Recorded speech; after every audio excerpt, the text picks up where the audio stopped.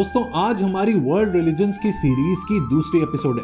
पहली वीडियो में मैंने आपको बताया था दुनिया के सबसे पुराने मजहब के बारे में, यानी कि हिंदुइज्म। आज उसी वीडियो की कंटिन्यूएशन है ताकि आपको हिंदू मजहब के जो भी सेंट्रल आइडियाज हैं वो मैं कंप्लीटली आपको बता सकूं। मेरी रिक्वेस्ट आपसे यह है कि आप पहली वीडियो जरूर देखिएगा ताकि आपका एक मोमेंटम बन सके। अगर आप ना देख पाए तो एक छोटा सा रिकैप कर लेते हैं। पिछली वीडियो में मैंने एक्सप्लेन किए थे हिंदुइज्म के कुछ सेंट्रल आइडियाज, जैसे कि कॉन्सेप्ट ऑफ संसारा, धर्मा एंड मोक्ष। उसके बाद हमने हिंदुओं के कॉन्सेप्ट ऑफ गॉड पर बात की थी, जिसमें हमने डिस्कस किया था त्रिमूर्ति को, यानी कि ब्रह्मा, विष्णु और शिव। फिर मैंने आपको एक्सप्लेन किए थे हिंदू मजहब के सेक्रेड टेक्स्ट, यानी कि वेदास और उपनिषद। नेक्स्ट मैंने आपको ब्रीफ किया था about the Hindu concept of time के बारे में। फिर हमने क्लास स्ट्रक्चर की बात की थी, कर्मा की बात की थी, रीइंकार्नेशन को डिस्कस किया था। मोस्ट इंपॉर्टेंटली मैंने आपको ब्रह्मन यानी कि अल्टीमेट रियलिटी के कॉन्सेप्ट के बारे में समझाया था। आज की दोस्तों हमारी जो गपशप है ना, वो पिछली दफा की डिस्कशन से ज्यादा गहरी, प्रोफाउंड और डीप है। उसकी वजह यह है कि आज मैं आपको हिंदू मजहब के कुछ ऐसे फलसफों के बारे में बताऊंगा जो बहुत ही यूनिक, इंटरेस्टिंग और बिजार हैं। कुछ ऐसी शख्सियात के बारे में बात करेंगे जिन्होंने हिंदू फलसफे में क्या कमाल का काम किया। लेकिन इससे पहले कि हम लोग आगे बढ़ें, पहले ये देख लेते हैं कि ये जो लफ्ज हिंदू है इसकी क्या तारीख है। देखिए, ये लफ्ज हिंदू निकला है एक संस्कृत के लफ्ज सिंधु से। और आप जानते हैं ये सिंधु क्या है? ये जो हमारा दरियाए सिंध है ना, इसको संस्कृत जबान में सिंधु कहा जाता था। वक्त के साथ साथ इस दरिया के साथ रहने वाले लोगों को हिंदू कहा जाने लगा। बहुत से लोग कहते हैं कि उस जमाने के जो पर्शियंस थे ना, उन्होंने आहिस्ता आहिस्ता सिंधु को हिंदू कहना शुरू कर दिया। इसके बारे में आपको इंटरनेट पर बहुत सी कॉन्ट्रडिक्टरी वीडियोस मिल जाएंगी, लेकिन रियलिटी यही है जो मैंने आपको बताई है। अगर आप पुराना अरबी टेक्स्ट पढ़ें तो उसमें भी इस ज्योग्राफिक एरिया को अल हिंद कहा गया है, यानी कि लैंड बियॉन्ड इंडस। लिहाजा ये लफ्ज हिंदू उस जमाने में इस इलाके में सब रहने वालों के लिए इस्तेमाल किया जाता था, तो चाहे उनका ताल्लुक किसी भी मजहब से हो। दूसरा ये कि Hinduism as a concept, as an idea, as a way of life, as a मजहब, एज अ फेथ तो बहुत पुराना है, इनफैक्ट हजारों साल पुराना है। लेकिन ये जो टर्म है ना हिंदुइज्म, ये काफी रीसेंट है। ये लफ्ज हिंदुइज्म अंग्रेजों के जमाने में पॉपुलराइज हुआ इन द 18th सेंचुरी, यानी कि 18वीं सदी में, जिन्होंने इंडिया के कल्चर और ट्रेडिशंस को सिंथेसाइज करके इसको हिंदुइज्म का नाम दिया। इसीलिए ट्रेडिशनली हिंदुइज्म को लोग सनातन धर्म के नाम से जानते हैं। इसके बारे में ऑलरेडी मैं एक्सप्लेन कर चुका हूं पिछली वीडियो में। अब आपको हिंदुइज्म के बारे में एक बड़ी ही यूनिक बात बताता हूं जो उसे बाकी मजाहिब से काफी मुख्तलिफ करती है। देखें, चाहे आप एथीस्ट हो, एग्नोस्टिक हो, आप एक खुदा को माने या बहुत से खुदा को, आप मॉनिस्ट हो या फिर आप ह्यूमनिस्ट हो, आप फिर भी अपने आप को हिंदू कह सकते हैं। उसकी वजह यह है कि हिंदू मजहब में अकीदा परस्ती नहीं है। वो अपने फॉलोअर्स को भरपूर आजादी देता है अपनी स्पिरिचुअल जर्नी इख्तियार करने की। महात्मा गांधी ने कहा था कि a man may not believe in God and still call himself Hindu. एक शख्स चाहे खुदा को ना मानता हो, लेकिन इसके बावजूद भी वो अपने आप को हिंदू कह सकता है। श्री रामाकृष्णा जो हिंदुओं के एक बहुत बड़े मिस्टिक थे, उनका मानना था कि दुनिया का हर मजहब बिल आखिर इंसान को एक ही खुदा की तरफ ले जाता है। इस बात को एक्सपीरियंस करने के लिए वो कुछ अरसे के लिए मुसलमान भी हो गए थे। उनकी सोच बहुत इंटरेस्टिंग थी, जिसके बारे में आगे वीडियो में जरूर बात करेंगे।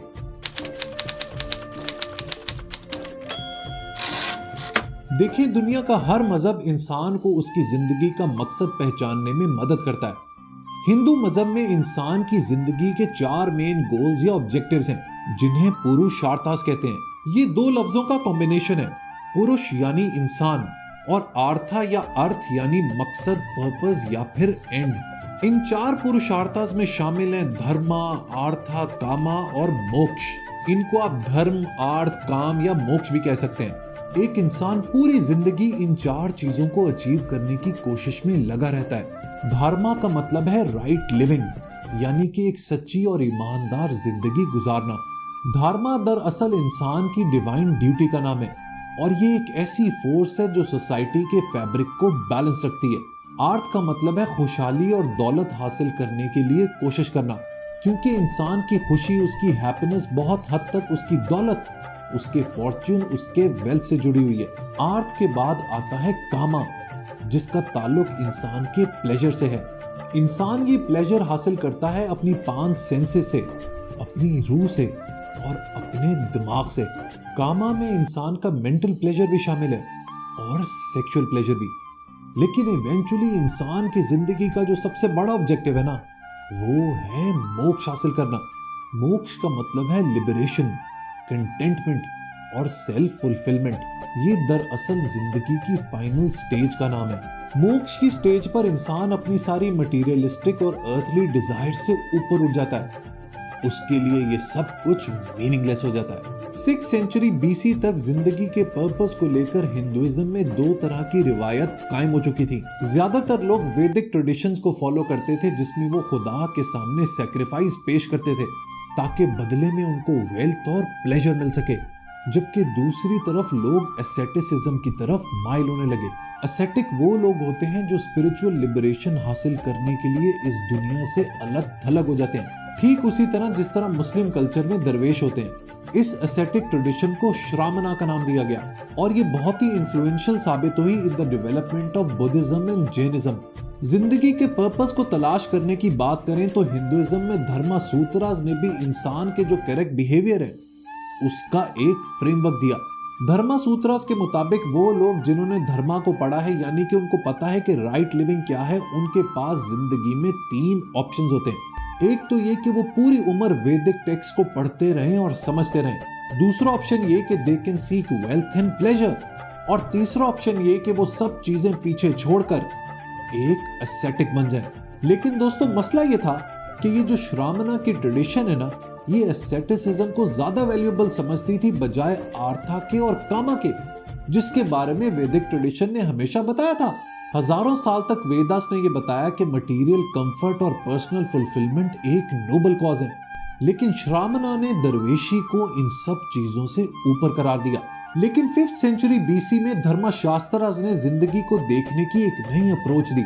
शास्त्रास के मुताबिक एक इंसान की जिंदगी के 4 स्टेजेस होते हैं, जिसमें सबसे पहली स्टेज है ब्रह्मचार्य। इस स्टेज में इंसान एक स्टूडेंट की तरह वैदिक लिटरेचर को किसी भी गुरुकुल में पढ़ता है और समझता है। इसके अलावा वो धर्मा के बारे में नॉलेज हासिल करता है, फिलॉसफी पढ़ता है, लॉ पढ़ता है और हिस्ट्री पढ़ता है टिल द एज ऑफ 25 और 30। इस स्टेज में किसी भी सेक्सुअल एक्टिविटी में इन्वॉल्व होने से भी मना किया जाता है ताकि वो अपनी सारी एनर्जीज फोकस कर सके लर्निंग की तरफ। इस एजुकेशन स्टेज के बाद एक हिंदू शख्स अपनी दूसरी स्टेज में दाखिल हो जाता है, जिसको कहते हैं गृहस्था। इस स्टेज में वो इकोनॉमिकली एक्टिव हो जाता है, उसकी शादी हो जाती है और बच्चे हो जाते हैं। इस स्टेज में अर्थ यानी कि वेल्थ और कामा यानी कि सेक्सुअल प्लेजर भी उसकी ड्यूटी का हिस्सा होते हैं। धर्मशास्त्रास के मुताबिक जिंदगी की तीसरी स्टेज होती है वानप्रस्था, जो कि है रिटायरमेंट की स्टेज। इसका यूजुअली आगाज तब होता है जब इंसान का पहला पोता या पोती पैदा होती है। इस स्टेज में इंसान अपनी सारी फाइनेंशियल और इकोनॉमिक ऑब्लिगेशंस को गिव अवे कर देता है, allowing the next generation to take over. ज्यादातर हिंदूज अपनी जिंदगी इसी स्टेज पर खत्म कर देते हैं, क्योंकि एस्थेटिक होना आसान नहीं है। और आप तभी एस्थेटिक हो सकते हैं जब आप अपनी तमाम फैमिली ऑब्लिगेशंस को सही तरह पूरा कर लें। इस स्टेज में इंसान अपने सारे दुनिया के कंसर्न्स को पीछे छोड़ देता है और मोक्ष की तैयारी करता है। अब जरा दोस्तों भगवत गीता की बात कर लेते हैं, जो शायद हिंदू स्क्रिप्चर्स में सबसे इंपॉर्टेंट टेक्स्ट है। गीता की जो थीम है ना, वो रिवॉल्व करती है बिटवीन वर्च्यू एंड ड्यूटी। इसका नैरेटिव दरअसल एक डायलॉग है पांडव प्रिंस अर्जुन और श्री कृष्ण के दरमियान, जो एक्चुअली में लॉर्ड विष्णु का ही एक अवतार है। अर्जुन बेसिकली एक जंग की तैयारी कर रहा होता है, यानी कि महाभारत। लेकिन इस जंग से पहले वो एक कंफ्यूजन, एक परेशानी का शिकार है। उसकी वजह यह है कि जिनसे ये जंग होनी है वो उसी के फैमिली के लोग हैं, उसका खून है, उसके कजन्स हैं। अब चूंकि अर्जुन का ताल्लुक क्षत्रिय क्लास से है, लिहाजा जंग करना उसकी डिवाइन ड्यूटी है। लेकिन उसे फिर भी डर है कि कुरुक्षेत्र के मैदान में खून बहेगा तो उसके अपने लोगों का, जिनकी वो दिल से बहुत रिस्पेक्ट करता है। यहाँ तक कि गीता के आगाज में अर्जुन कहता है कि मैं अपनी किंगडम हासिल करने के लिए अपने ही लोगों की गर्दनें नहीं काट सकता। अब अर्जुन एक कंफ्यूजन का शिकार है, क्या वो अपनी ड्यूटी करे या फिर अपने लोगों को मरने से बचाए। इस परेशानी में उसके गाइड बनते हैं श्री कृष्ण, जो असल में उसके चैरियटियर यानी कि रथ चालक हैं। श्री कृष्ण अर्जुन को कहते हैं कि उसे अपनी ड्यूटी करनी चाहिए। उसकी वजह यह है कि तुम्हारे अंदर इस लड़ाई को लेकर जो बुरे कामों का डर है ना, वो सही नहीं है। अगर तुम नफरत और लालच की वजह से ये लड़ाई लड़ रहे होते तो ये बुरे कामों में शामिल होता। एक शख्स अगर बगैर किसी स्वार्थ के, बगैर किसी सेल्फिश मोटिव के, बगैर खुदगर्जी के अपनी ड्यूटी करता है तो इससे बेहतर कुछ नहीं, तो चाहे उसमें जान भी चली जाए। अर्जुन को कन्विंस करने के लिए श्री कृष्ण एक और वजह देते हैं। वो कहते हैं कि दरअसल इंसान तो अमर है, इमॉर्टल है, वो तो कभी नहीं मरता। मरता तो सिर्फ जिस्म है, रूह तो फिर दोबारा पुनर्जन्म लेती है, किसी और जिस्म में फिर दोबारा जिंदा होती है। लिहाजा no one is really killed. ये है दोस्तों महाभारत का कॉन्सेप्ट, जिसको हिंदू बहुत ज्यादा फॉलो करते हैं। By the way Bhagavad Gita इसी पोम महाभारत का हिस्सा है। एक और एपिक पोएम है जिसको हिंदुइज्म में बहुत फॉलो किया जाता है, और वो है रामायणा। ये बेसिकली कहानी है प्रिंस राम और उनकी बीवी सीता की, जिसको इवेंचुअली रावण किडनैप कर लेता है। इन दोनों पोम्स में अलग अलग कैरेक्टर्स हैं जिनकी अलग अलग क्वालिटीज हैं। इसमें मॉरल डिलेमा है, फलसफा है, साइकोलॉजी है, जिससे हिंदूज काफी इन्फ्लुएंस और इम्पेटस लेते हैं। दोस्तों, आप लोगों ने हिंदुओं को पूजा करते हुए तो जरूर देखा होगा। जरा इस पूजा के कॉन्सेप्ट को भी आज समझते हैं। हिंदुइज्म के पुराने वैदिक टेक्स्ट में अग्नि यानी आग पर पूजा करना, सैक्रिफाइस करना बहुत इंपॉर्टेंट था। लेकिन ये सैक्रिफाइस उस वक्त सिर्फ ब्राह्मण कर सकते थे। लेकिन वक्त के साथ साथ इस पूजा में बाकी लोग भी शामिल होने लगे और ये प्रैक्टिस ऑफ भक्ति में बदल गई, जिसमें मंदिर बनाए गए जहां भगवान की मूर्तियां थी और लोग अपनी मर्जी से आकर वहां पर पूजा करने लगे। लेकिन पूजा में आखिर होता क्या है? यूजुअली इसमें भगवान की मूर्ति के सामने खाना, फूल, दूध जैसी चीजें पेश की जाती हैं। ये पूजा घर में भी हो सकती है और मंदिर में भी।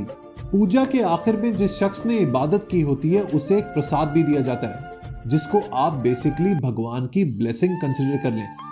लेकिन पूजा की एक फिलोसॉफिकल और मेटाफिजिकल एंगल भी है। वेदास में ये लिखा गया था कि ब्राह्मण जो भगवान की पूजा करते हैं वो दुनिया के ऑर्डर को बरकरार रखने के लिए बहुत ज्यादा इंपॉर्टेंट है। लेकिन ऐसा करने के लिए खुदा के साथ, भगवान के साथ बातचीत का ताल्लुक जरूर होना चाहिए, और आप अपनी ऑफरिंग्स के जरिए, अपने सैक्रिफाइसेस के जरिए भगवान के साथ इस रिलेशनशिप को डेवलप कर सकते हैं। सो ये जो हिंदुओं की पूजा पाठ है ना, ये दरअसल भगवान के साथ उनकी कन्वर्सेशन की एक निशानी है। इन रिचुअल्स के जरिए वो अपने भगवान से बात करते हैं। अब दोस्तों बढ़ते हैं हिंदुइज्म के कुछ बिजार और जहन को हिला देने वाले आइडियाज की तरफ। इसमें सबसे पहले बात करते हैं वेदांता पर, जिसे वेदांत भी कहते हैं। वेदांता हिंदू फलसफे की एक ब्रांच का नाम है जिसका मतलब है द एंड ऑफ वेदास। इसको डेवलप किया था एक इंडियन फिलोसोफर आदि शंकरा ने in the 9th century. Vedanta basically दो लफ्जों का जोड़ है, जिसमें वेदा बात करता है फंडामेंटल टेक्स्ट ऑफ हिंदुइज्म के बारे में, यानी कि वेदास, और आंता मीन्स द एंड। बेसिकली इसका मतलब है फाइनल या फिर हाईएस्ट टीचिंग्स ऑफ वेदास। वैसे तो वेदांता की बहुत सी ब्रांचेस हैं, लेकिन आदि शंकरा ने वेदांता की जो नॉन डुअलिस्ट ब्रांच एस्टैब्लिश की उसे कहते हैं अद्वैता वेदांता। अद्वैता वेदांता का फलसफा ये कहता है कि इस कायनात में सिर्फ एक ही रियलिटी है, लेकिन उस रियलिटी को हम अलग अलग तरीकों से एक्सपीरियंस करते हैं। उसकी वजह यह है कि इंसान की जो रीजनिंग की एबिलिटी है ना, वो डिपेंडेंट है उसकी सेंसेस पर, यानी कि उसके सेंस एक्सपीरियंस पर। इस कायनात में जो कुछ भी है उसको हम सिर्फ अपने सेंसेस के लिमिटेड फील्ड ऑफ विजन से देख सकते हैं, सुन सकते हैं, फील कर सकते हैं और समझ सकते हैं। लेकिन मसला यह है कि हिंदुओं का जो अल्टीमेट गॉड है ना, यानी कि ब्राह्मण, जिसका ताल्लुक हमारी आत्मा से है, वो सेंस एक्सपीरियंस का ऑब्जेक्ट नहीं है, वो रियलिटी का हिस्सा ही नहीं है, because it is reality itself. हम लोग आम चीजों को तो उनकी खुसूसियात के हिसाब से अलग अलग कर सकते हैं, लेकिन Brahman by contrast has no physical attributes. लिहाजा हम अपनी सेंसेस के जरिए ब्राह्मण की लॉजिकल और रैशनल इंटरप्रिटेशन नहीं कर सकते। अब ये जो आइडिया है ना, ये इंसान को कंफ्यूज कर देता है। वो इसलिए कि अगर हम खुदा की एग्जिस्टेंस को प्रूव कर ही नहीं सकते तो फिर उसकी पूजा कैसे की जाए। इस सवाल का कमाल जवाब दिया आदि शंकरा ने अपने फलसफे के जरिए, और जवाब कुछ यूं था। शंकरा ने ब्रह्मन को दो मुख्तलिफ हिस्सों में तकसीम कर दिया। एक को कहा निर्गुणा ब्रह्मन, जो कि है अनक्वालिफाइड रियलिटी और जिसको सिर्फ प्योर कॉन्शियसनेस यानी आत्मा या इंट्यूशन के जरिए पहचाना जा सकता है। दूसरा है सगुना ब्रह्मन यानी कि क्वालिफाइड रियलिटी, जो एक ट्रेडिशनल आइडिया ऑफ गॉड की तरह है जो दुनिया चलाता है। ब्रह्मन एक अनचेंजिंग रियलिटी है, लेकिन उसको जानने के अलग अलग तरीके हो सकते हैं। आदि शंकरा के मुताबिक ये दुनिया एक इल्यूजन है, ये सब माया है। उसकी वजह यह है कि इस दुनिया में दो तरह की रियलिटीज हैं और वो दोनों ही फॉल्स हैं। एक तो है हमारी नजरों के सामने का अपरेंट वर्ल्ड, जबकि दूसरा है प्रैग्मेटिक वर्ल्ड, जिसका ताल्लुक हमारे प्री कंसीव नोशंस यानी कि पहले से तसव्वुर शुदा तसव्वुरात से है। ये सब बातें मुझे the great the magical Immanuel Kant की याद दिला रही हैं। I am sure he must have got some inspiration from these texts. देखें, ये दोनों आइडियाज गलत इसलिए हैं क्योंकि ये सिर्फ और सिर्फ हमारी सेंसेस और हमारे जहन की पैदावार है। जैसा हमारे जहन का सांचा होता है, हमें दुनिया वैसी ही नजर आती है। लिहाजा ये जो दुनिया को हम लोग विटनेस करते हैं ना अपनी सेंसेस से, ये एक इल्यूजन है, ये सिर्फ एक माया है। रियलिटी सिर्फ एक ही चीज की है और वो है ब्रह्मन की। देखिए, ये जो सारी गुफ्तगू मैंने आपसे की ना, इसकी बहुत ज्यादा इंपॉर्टेंस है ना सिर्फ हिंदू मजहब में बल्कि for all religions in general. ये जो कॉन्सेप्ट है ना निर्गुणा और सगुना ब्रह्मन का, ये हमें ये बताता है कि मजहब दो लेवल्स पर एग्जिस्ट करता है। पॉपुलर लेवल पर आपको पूजा पाठ नजर आएगी, इबादत नजर आएगी, रिचुअल्स नजर आएंगे, डिवोशन नजर आएगी। लेकिन ये पूजा पाठ और इबादत सिर्फ पहली सीढ़ी है लिबरेशन और नॉलेज हासिल करने के लिए। इंसान को असल नॉलेज, मोक्ष और लिबरेशन तब हासिल होती है जब वो अपनी पूरी कंसंट्रेशन के साथ ब्रह्मन के साथ यूनिफाई हो जाता है, एक हो जाता है। और अब मैं आपको हिंदू मजहब की कोर यानी कि बुनियादी फिलॉसफी के बारे में बताने वाला हूं। आदि शंकरा के मुताबिक इंसान जब इस इनसाइट स्टेज पर पहुंच जाता है ना, तो वो उस सिंगल रियलिटी के साथ यकजा हो जाता है, यूनिफाई हो जाता है। ऐसी स्टेज पर किसी और खुदा, किसी और भगवान, किसी और पूजा, किसी और रिलीजियस सेरेमनी की जरूरत ही नहीं रहती। इकबाल की जो किताब है ना reconstruction of religious thought in Islam, उसका जो पहला चैप्टर है नॉलेज एंड रिलीजियस एक्सपीरियंस, उसकी बहुत सी बातें आदि शंकरा के इस कॉन्सेप्ट से मिलती हैं। इसके बारे में अगर आप मजीद जानना चाहते हैं तो मेरे वीडियो आर्काइव्स में इस वीडियो को जरूर देखिएगा। दोस्तों, अब मैंने आपको हिंदुइज्म या हिंदू मजहब के जो मेन सेंट्रल आइडियाज है ना, उनके बारे में बता दिया है। शायद कुछ छोटी मोटी बातें रह गई हों, उसके लिए मुझे माफ कर दीजिएगा। देखिए, एक एक कॉन्सेप्ट के ऊपर ना बड़ी बड़ी वीडियोस बन सकती हैं, 3-3 घंटे की बातचीत हो सकती है। लेकिन मेरी इस सीरीज का कॉन्सेप्ट ये है कि आपको कॉम्प्रिहेंसिवली जो मेन आइडियाज है उनके बारे में डिटेल में बता दिया जाए। And guess what, I have saved the best for the last. अब जो आइडिया मैं आपको बताऊंगा ना, वो हिंदुइज्म के बारे में बहुत ही ग्रैंड है, यूनिवर्सल है, आलमगीर है। और ये आइडिया रिलेट करता है श्री रामाकृष्णा के हवाले से, जिसके बारे में मैंने जिक्र किया था इस वीडियो के स्टार्ट में। मैंने आपको बताया था कि वो कुछ अरसे के लिए मुसलमान हो गए थे, लेकिन उनकी सोच की बेसिस क्या थी?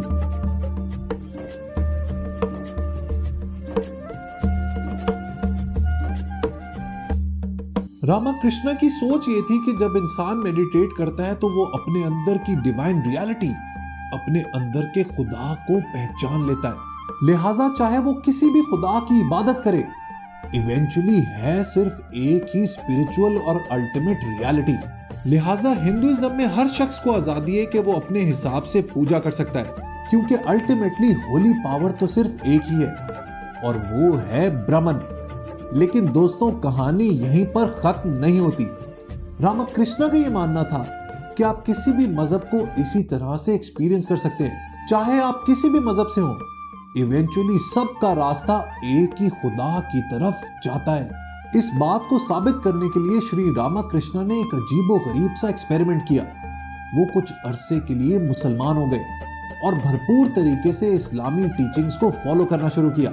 इस एक्सपीरियंस से रामाकृष्णा का कंक्लूजन ये था कि जब इंसान अपनी खुद की पहचान पर निकल जाता है ना, यानी कि सेल्फ डिस्कवरी पर, तो चाहे उसका कोई भी मजहब हो, उसका बिलीफ सिस्टम कुछ भी हो, उसका अकीदा कुछ भी हो, वो हिंदू हो, मुसलमान हो, मसीही हो या फिर यहूदी हो, मिलना उसने सिर्फ एक ही सिंगल और अल्टीमेट रियलिटी से होता है। All religions lead to one god. सारे मजहब बिल आखिर एक ही खुदा की तरफ लेकर जाते हैं। ऐसी स्टेज पर मजहब, डॉक्ट्रीन, आइडियोलॉजी, अकीदे सब पीछे रह जाते हैं। रामाकृष्णा के मुताबिक सही मानों में रिलीजियस शख्स वो है जो हर मजहब को अल्टीमेट रियलिटी तक पहुंचने का एक जरिया समझे। लिहाजा लोगों को अलग अलग रिलीजन्स में कन्वर्ट करने की बजाय उनको इंकरेज करना चाहिए कि वो अपने रिलीजन को मनोअन भरपूर शिद्दत के साथ फॉलो करें, क्योंकि जब ये सब लोग अपने अपने रास्ते पर निकलेंगे तो चाहे वो हिंदू हो, मुस्लिम हो या किसी और मजहब के, पहुंचेंगे वो एक ही खुदा की जानिब। है ना कमाल का और यूनिवर्सल आइडिया। इसके बारे में स्वामी विवेकानंदा ने भी कमाल की बात कही थी। We believe not only in universal toleration, but we accept all religions as true. हम ना सिर्फ आलमगीर रवादारी पर यकीन रखते हैं, बल्कि हम तमाम मज़ाहिब को सच मानते हैं। हिंदुइज्म की जो मुझे सबसे कमाल की बात लगती है ना, वो यही टॉलरेंट एटीट्यूड है। इस टॉलरेंस की पूरी दुनिया को आज बहुत ज्यादा जरूरत है। आई होप मेरी ये कोशिश आपको पसंद आई होगी। कोई गलती हो तो मुझे माफ कर दीजिएगा। सो हिंदुइज्म हमारा कंप्लीट हो गया। अब नेक्स्ट हम लोग बढ़ेंगे बुद्धिज्म की जानिब, but for that you need to wait. Video पसंद आई हो तो लाइक बटन जरूर प्रेस कीजिएगा और अपने फैमिली और फ्रेंड्स के साथ इसको शेयर भी कीजिएगा और बुक बडी को सब्सक्राइब भी कीजिएगा। And next time goodbye. भाई वो अपनी ज़िंदगी इस तरह गुजारते कि वो एक तरह से जो आजकल की एक मैं कहूँगा कि आर्टिफिशियल दुनिया बनी हुई है ना, उससे संन्यास ले चुके हुए हैं। बिल्कुल, लेकिन मुझे ये चीज़ अच्छी लगती है कि हिंदुइज्म में सनातन धर्म में बोलूँगी, क्योंकि अगर एक्चुअल वर्ड जो है वो सनातन धर्म है, तो उसमें जो पॉइंट्स जिस तरीके से डिस्कस किए गए, क्योंकि जैसे संन्यास का बीच में जिक्र किया गया, उसके भी कुछ रूल्स हैं। ऐसा नहीं है कि आपकी फैमिली है तो आप उनको एक साइड पर छोड़ के तो फिर आप संन्यास आपने ले लिया है। आपने अपनी फैमिली के जो जितनी भी रिस्पॉन्सिबिलिटी है उसको पूरा करना है, उसके बाद जाकर आप कहीं पर इन चीज़ों की तरफ जो है वो जा सकते हैं। और आज की वीडियो जैसे स्टार्ट हुई, एक आपके लोग के बैकग्राउंड दिया गया, व्हाट इज हिंदुइज्म, उस पे बेस्ड एक वीडियो था। और वीडियो था एक पाकिस्तानी यूट्यूबर्स का, और बहुत ज़बरदस्त वीडियो लगा मुझे तो, और काफ़ी नॉलेजेबल था। उन्होंने अपने तरीके से बहुत ज़बरदस्त तरीके से इंसाफ करने की कोशिश की इस वीडियो में। कहीं कोई कमी होगी तो आप ज़्यादा बेहतर समझते हैं, क्योंकि आपका हिंदुइज्म पे बात हो रही है। अब हिंदू नाम कैसे पड़ा? अब ये जो हिंदू है और हिंदुस्तानी, ये हम सब पे अप्लाई होता है, ना कि सिर्फ जो हिंदुस्तान में रहने वाले अब के लोग हैं जो भारतीय हैं उन पे। कीजिए तो वाकई इस वक्त जो दुनिया में माहौल पैदा हो चुका है, दुनिया को इस तरह की जो अमन और शांति वाले जो धर्म होते हैं, ऐसे लोगों की बड़ी ज़रूरत है। जहाँ पे दुनिया में नफरत फैली हुई है, दुनिया में पूरी तरह से एक हलचल सी मच गई है, हर इंसान अपने आप को ठीक बताता है, हर इंसान यही समझता है कि वो दूसरे से बेहतर है। और ऐसे में जो हिंदुइज्म है, इसका सबसे अच्छी जो फैक्ट यहाँ पे बताया गया वो यही है कि तमाम मज़ाहिब की रिस्पेक्ट करना, तमाम मज़ाहिब को बेहतर समझना। और किसी भी मजहब से इंसान का ताल्लुक हो, किसी भी जात से ताल्लुक हो, किसी भी फिरके से ताल्लुक हो, वो इंसान अगर किसी लगन में लग जाए, खुदा की तरफ, कुदरत की तरफ, ईश्वर की तरफ अगर जाने की वो लगन में